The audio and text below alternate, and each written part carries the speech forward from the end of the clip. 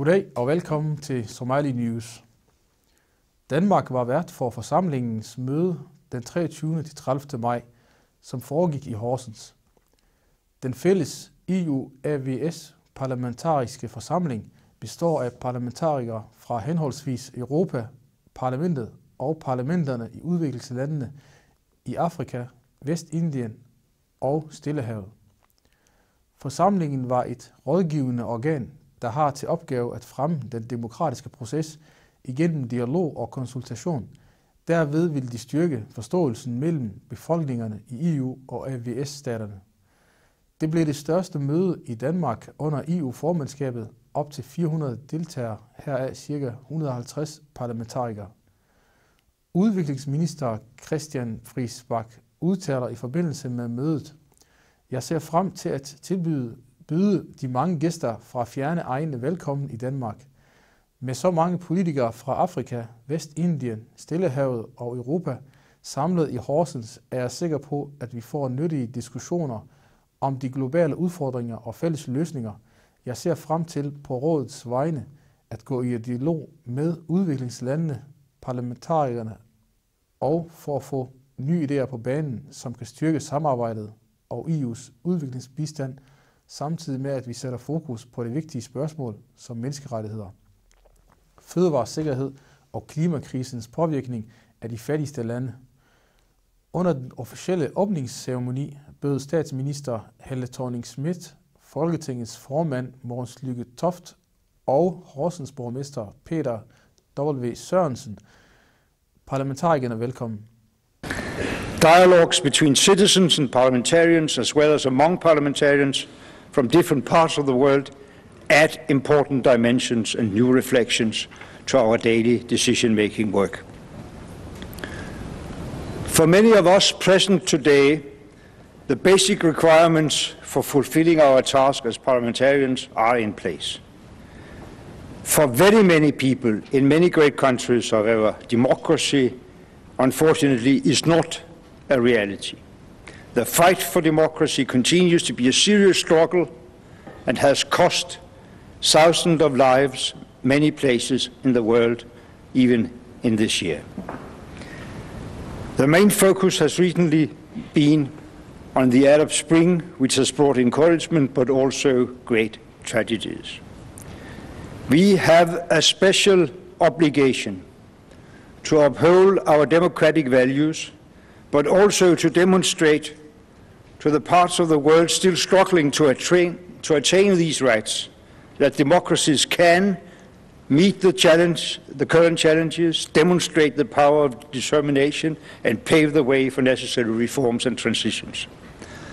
Therefore, I'm very pleased to see that the ACP-EU Joint Parliamentary Assembly takes up some of these critical and urgent matters over the next few days. For instance, the debates on food security and global market for agricultural products, on climate change and sustainability, as well as the current situation in Libya, are essential.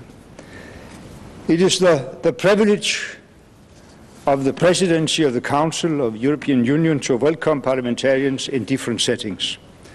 Recently, we welcomed national parliamentarians from the EU member states to fruitful discussions in Copenhagen.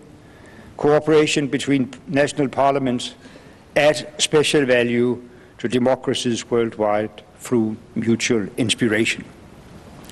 The ACP-EU Joint Parliamentary Assembly provides a unique platform, bringing together parliamentarians from Africa, Caribbean, Pacific, and Europe.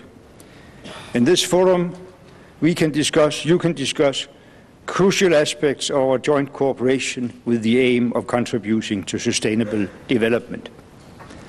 It is my hope that this meeting will provide us with new insights, new solutions, and new perspectives by bringing together so many different experiences and ideas from across the continents. Once again, welcome to Denmark. I wish you all a fruitful meeting, interesting discussions, and a pleasant stay. Thank you. Honorable Prime Minister, we are particularly pleased to be in your beautiful country, which is notable for many achievements. It has established itself as one of the most developed in the world over a range of social and economic criteria. We know Denmark has the world's highest level of income equality, the world's 7th highest per capita income, and it has frequently ranked as the happiest and least corrupt country in the world.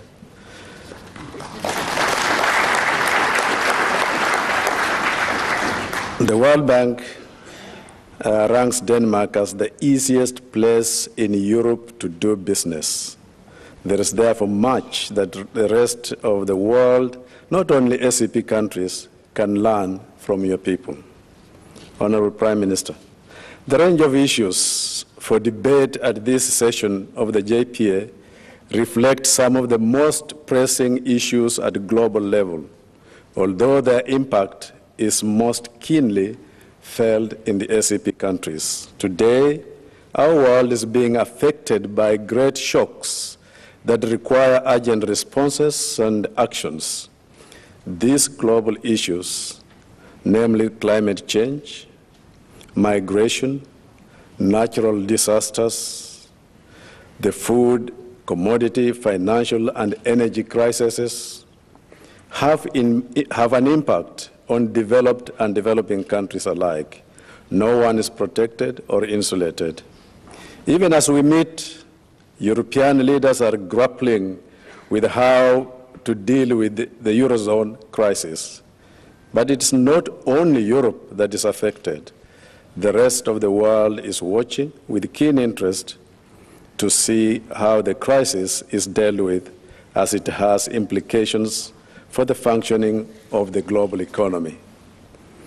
In this context, several actions are crucial to ensure that ACP states do not fall even further behind in the coming decade. These include efficient and better institutions of governance, the need to plan the rapid growth of urban areas, and to decentralize decisions, the need to preserve integrity in the provisions of public goods, as well as the cultural and religious integrity of different communities, agricultural development and food security, and management of the environment. And to support the entire process, there is need for adequate and timely financial infusions from local and international resources. To best develop each of these areas, we acknowledge that ACP and EU states will have to cooperate with one another and coordinate the activities of their national and subnational institutions of governance. I feel that the process of globalization and convergence are generating the need for new international system of governance. Further, there will be need to coordinate the plans and activities of national and international development organizations, and I wish to commend in this respect COMESA, Interregional Coordinating Committee, in this regard. Perhaps nothing better illustrates the challenges we are faced with than the political issues we will be debating during our sessions, namely the situation in Sudan and Southern Sudan, the situation in Nigeria, and the impact of the Libyan crisis. The deteriorating relations between Sudan and Southern Sudan and its social and economic consequences are a matter of utmost concern. The UN has warned that more than half the population of the Southern Sudan is facing food shortages due to the continuing conflict with Sudan. The fighting on the border between the two countries and the shutdown of oil production has had a devastating impact on the South's economy, whose political independence is just about a year old. Previous estimates suggest that about 4.7 million people are at risk of food shortages. In its latest report, the UN Office for the Coordination of Humanitarian Affairs says that the situation has raised fears that the South Sudanese are sliding into destitution. But we should also be concerned about the long-term implication of relations between these two countries, who share a fractured and painful past, and will undoubtedly need to cooperate in the future over shared resources so that each can pursue its development aspirations peacefully. On the other hand, Nigeria is faced with an escalating terrorist threat. Terrorism constitutes not only an affront to civil peace, it poses direct threat to the sanctity of Nigeria's federal union and its secular, multi-ethnic, and multi-religious character. This calls for a renewed sense of urgency and international cooperation, because confronting terrorism will require nothing less than the wholesale mobilization of all democratic forces and the forging of a bold new consensus at all levels of political leadership. We have in previous sessions of this Assembly discussed the transboundary ramification of terrorism, as has happened in Somalia and the Sahel. Terrorism is a challenge that must be confronted with resolve, wisdom, and courage. There are political developments in ACP states which we shall definitely comment on, such as in Mali and Guinea-Bissau. We remain resolute in condemning unconstitutional removals of democratically elected governments, and that's why we would like to see the total restoration of democratic institutions in both countries and the holding of free and fair elections as soon as possible. On the other hand, it pleases us to note the democratic transition that took place elsewhere in Africa. I take this opportunity to congratulate President Macky Sall of Senegal for his election as president, and indeed the people of Senegal for a well-managed and peaceful election. Credit must also go to former President Wade for peacefully handing over the office. We were also pleased to note the peaceful transition in Malawi following the death of President Bingu wa Mutharika. The events in Senegal, where President Wade gracefully handed over power to President Macky Sall, also show that African countries are committed to democratic values and that unconstitutional changes of government are becoming intolerable exceptions rather than the norm. An equally important political issue is the fallout from the Libyan conflict on the neighboring states of the Sahel. The Security Council has called for a coordinated and inclusive approach to ensure a solution to the problems facing the Sahel region, which include a looming food crisis, lack of socio-economic development, insecurity, and the threat of terrorism. The most immediate impact of this crisis will be on food security. Millions of people were already facing a hunger crisis in West Africa, but the situation could now become worse. Food and medicine is already fast becoming out of the reach for the poorest families. The UN Security Council underlined the need for a solution that encompasses security, development, and humanitarian issues. The Council expressed its support for a collaborative approach that consists of cooperation among the Sahel and Maghreb states, the African Union, the European Union, the United Nations system, and other relevant stakeholders. Monsieur le coprésident de l'Assemblée parlementaire paritaire ACP-Union européenne, cher Muzikari Kombo, Monsieur le maire de Horsens, qui nous accueillait dans votre ville, chers collègues parlementaires, Messieurs les co-secrétaires, Excellences, Mesdames, Messieurs les ambassadeurs, Mesdames, Messieurs, chers amis. Madame le Premier ministre, je voudrais tout d'abord me tourner vers vous. Je pense que je serai l'interprète unanime pour vous remercier très personnellement, très sincèrement, très chaleureusement d'avoir accepté de rehausser cette séance de votre présence. Je vous remercie, vous personnellement,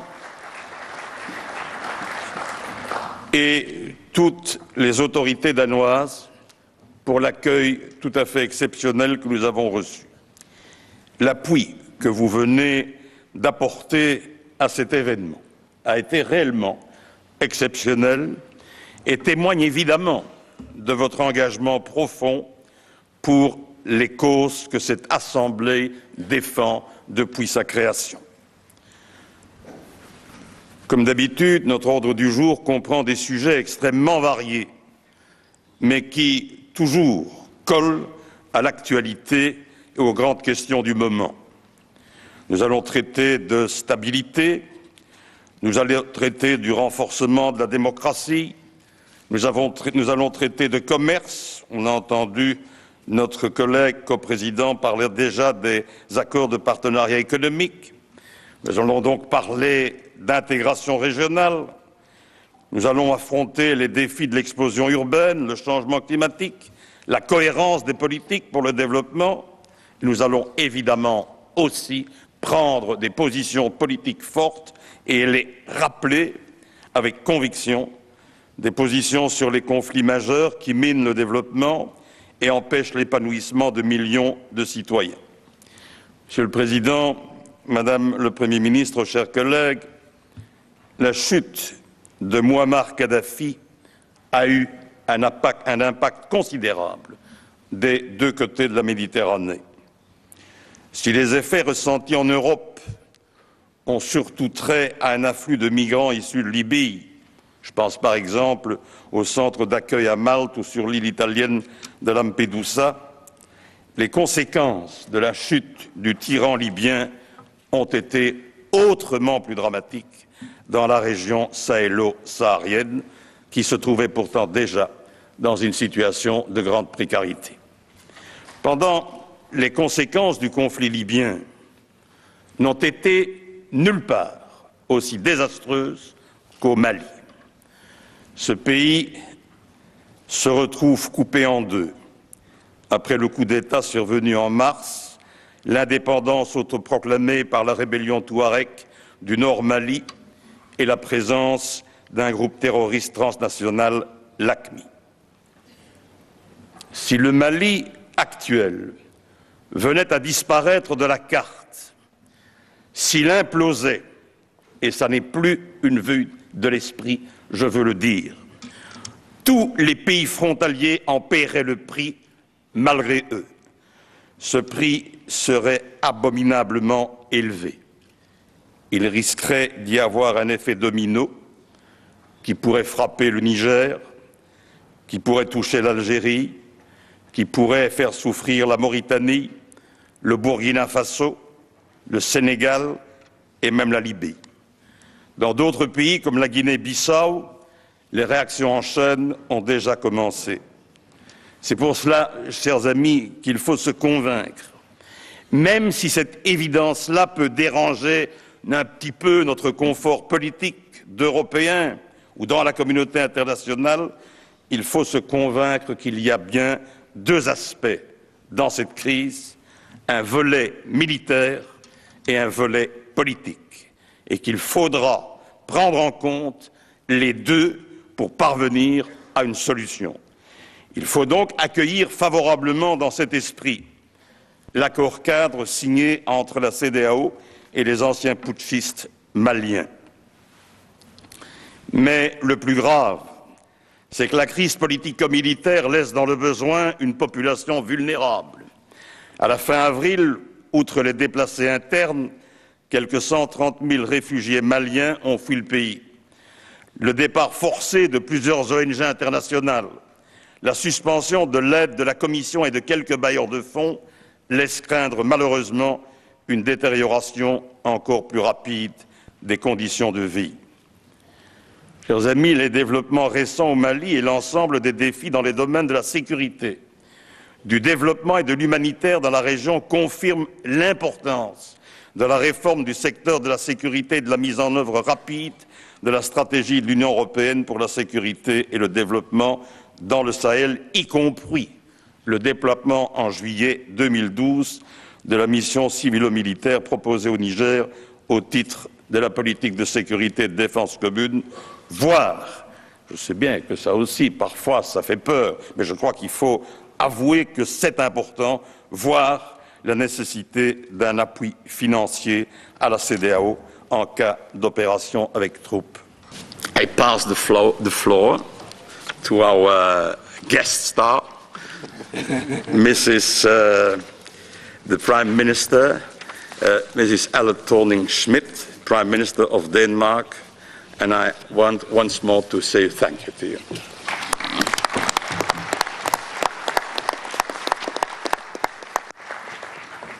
Merci beaucoup. Honourable co-presidents, distinguished members of the European Parliament and national parliaments, ministers, commissioners, ladies and gentlemen. It is, as a current holder of the EU presidency, we have great pleasure and it's a great honour in welcoming you all to the ACP-EU Joint Assembly. And also the great honour is, of course, that you can be here in Horsens in Denmark. And I would like to thank Horsens, the city of Horsens, for arranging this assembly. I'm very saddened, and I need to say that, I'm very saddened that the late mayor of Horsens, Mr. Jan Trøjborg, cannot be with us today as was planned. His much too early passing away is a great loss for Horsens. The fact is that this assembly, the biggest meeting during our presidency. Den somaliske tv rundt i Bazar Vest, som I ved, er vi i luften med det nye somaliske tv. Programmet sendes på Kanal Østjylland fredag og Kanal MidtVest lørdag kl. 16. Udsendelserne vil inden for 24 timer kunne ses online på somaliportal.dk. Nyhederne kan læses på dansk eller engelsk og senere på somalisk, når oversættelsesprogrammet er klar. Når vi begynder at sende programmerne på somalisk, vil der være danske undertekster. Den 25. maj 2012 gik vores tv-hold rundt i Bazar Vest for at interviewe de mange handlende somaliere. Vi stillede 2 enkelte spørgsmål. Har herboende somaliere brug for et somalisk tv overhovedet? Og hvilke emner er det vigtigste at tage op i udsendelserne? Alle har vist stor interesse for at tage del af initiativet, og mange havde fremhævet vigtigheden af et somalisk lokalt tv, som de selv administrerer og bestemmer over. Det interviewet gav indtryk for, at de er interesserede i at tage deres del af ansvaret for samfundets udvikling. Mange af de unge somaliere tv-holdet mødte var veluddannede og veloplyste mennesker, og havde lovet, at de ville deltage aktivt i processen.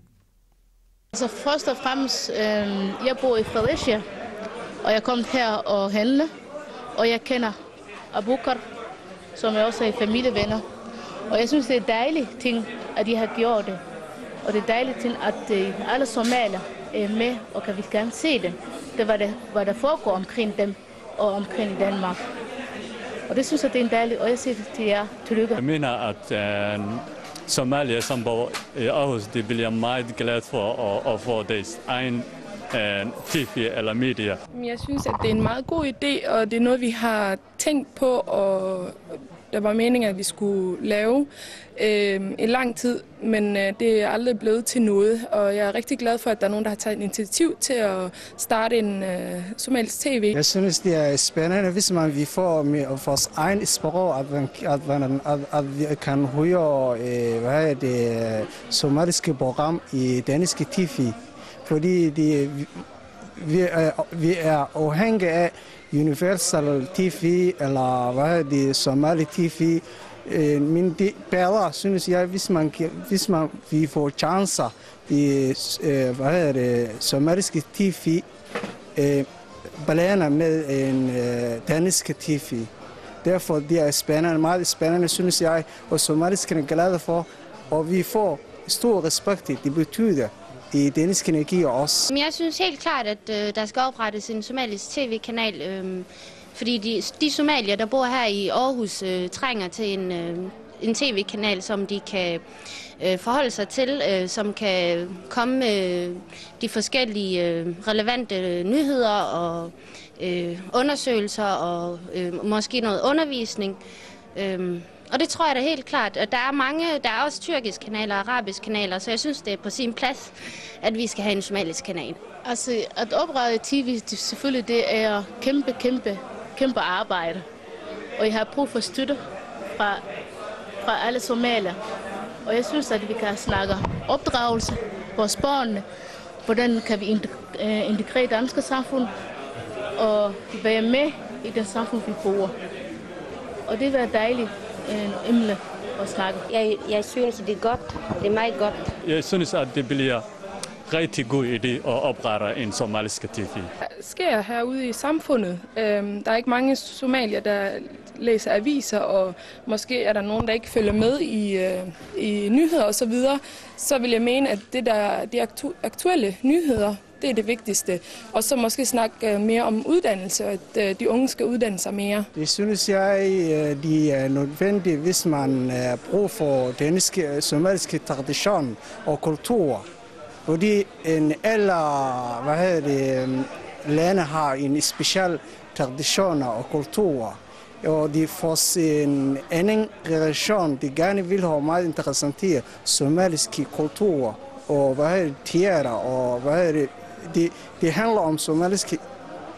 Jeg mener, somaliske tradition er meget vigtigt for os unge, fordi de har ikke fået chancer. Det tror jeg, at hvis de finder ud af, at det eksisterer, så tror jeg, at der er mange, der vil. Jeg er også sikker på, at der er nogen, der er ved at læse til journalister.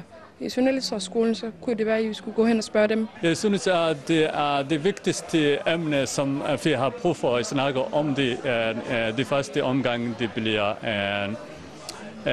og informere folk i de jobmuligheder og uddannelsesmuligheder, som vi har her i Danmark. Så jeg tror, mange mennesker vil blive meget glade for at høre alle de arbejdsmuligheder og uddannelsesmuligheder, som det ikke bliver hørt fra, danske medier, eller der er også nogen, som ikke kan forstå danske eller de andre sprog, men den kan nemmere forstå, eller bedre forstå på somaliske. Så jeg tror, hvis man tilføjer somaliske sprog, så er der mange, der vil hellere, og